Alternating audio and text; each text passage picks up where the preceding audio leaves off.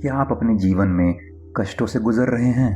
क्या आप किसी चोट, किसी पुरानी बीमारी, बाधा, कठिन संबंध, तलाक या फाइनेंशियल प्रॉब्लम जैसी किसी समस्या के कारण पीड़ित हैं?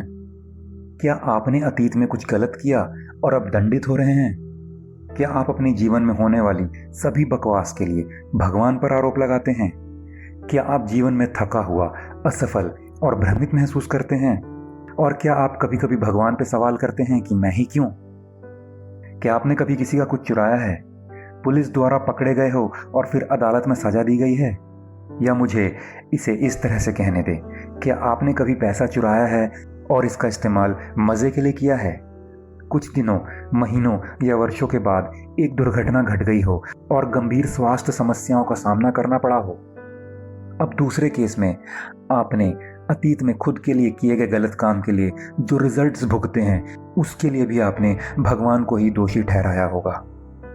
अब यदि आप अपने पिछले पापपूर्ण कृत्यों की वजह से पीड़ित हैं, तो भगवान को दोष देने की यह गंभीर गलती कभी ना करें। क्या आपके पिता ने कभी आपको दंडित किया है? यदि उन्होंने दंडित किया है तो यह आपकी भलाई के लिए ही था, ताकि आप बुरी आदतों को छोड़ दें, पढ़ाई पर ध्यान केंद्रित करें या अच्छा व्यवहार करें। केवल उसी के परिणाम स्वरूप जो आप आज हैं वो आप हैं। इसी तरह यदि आप जीवन में पीड़ित हैं तो यह ना सोचें कि यह सज़ा है, लेकिन कुछ अच्छा आपका आगे इंतज़ार कर रहा है, क्योंकि यह सज़ा आपकी बेहतरी के लिए है। आप केवल ईश्वर या सर्वोच्च सत्ता से अनुशासित हो रहे हैं। ईश्वर आपको दंड नहीं दे रहा है, लेकिन पुराने कर्मों को धो रहा है जो आपने अतीत में किए थे, इस पॉइंट तक कि आप खुशी के रास्ते की ओर आगे बढ़ें। ईश्वर हमें गहराई से प्यार करता है।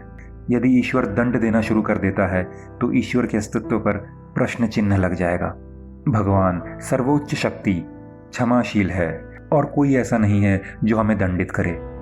दंड लेकर बदला लेना राक्षसों का कार्य है, ना कि देवताओं का। हम हमेशा दुखों के लिए भगवान को दोषी मानते हैं। क्या आपने कभी नहीं सोचा है कि कई बार भगवान ने आपको बचाया है? आप एक घातक दुर्घटना के साथ मिले और बच गए। आप एक बार कैश से भरा हुआ अपना पर्स भूल जाते हैं और कोई अनजान आकर आपको इसे वापस कर देता है। अपने ऑफिस से घर वापस आने के दौरान मेट्रो में लैपटॉप छोड़ देते हैं और घर पहुंचने पर आपको एहसास होता है कि आप इसे भूल आए हैं, और दूसरे दिन आपको उसी मेट्रो का ड्राइवर आपका लैपटॉप वापस कर देता है।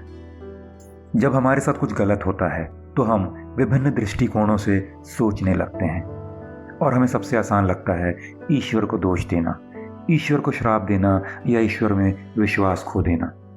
कुछ लोग सोचते हैं कि उन्होंने जो पाप किए हैं वो दूर हो गए हैं, लेकिन हमारे दिलों की गहराई में हम जानते हैं कि यह सच नहीं है।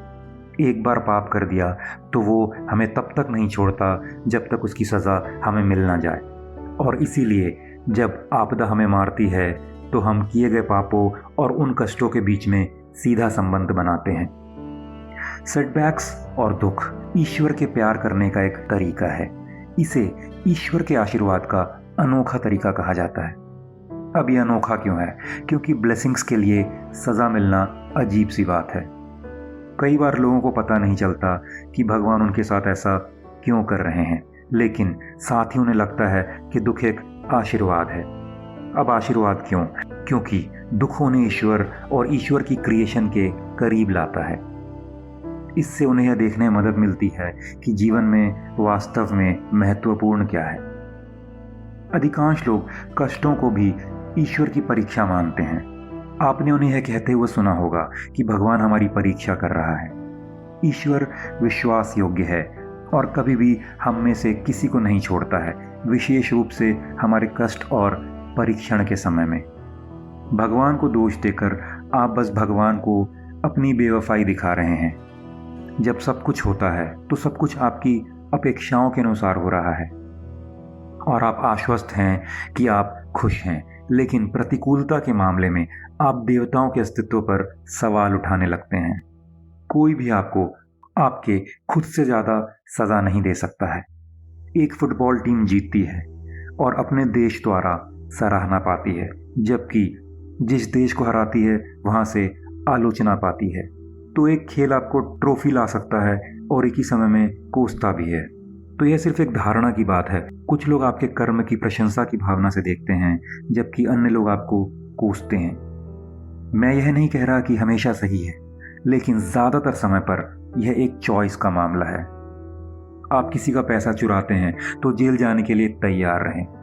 आप एक कुत्ते पर पत्थर फेंकते हैं तो उसके द्वारा काटे जाने के लिए तैयार रहें। आप प्रोसेस्ड फूड और शुगर खाते हैं और व्यायाम नहीं करते तो बीमार पड़ने के लिए तैयार रहें।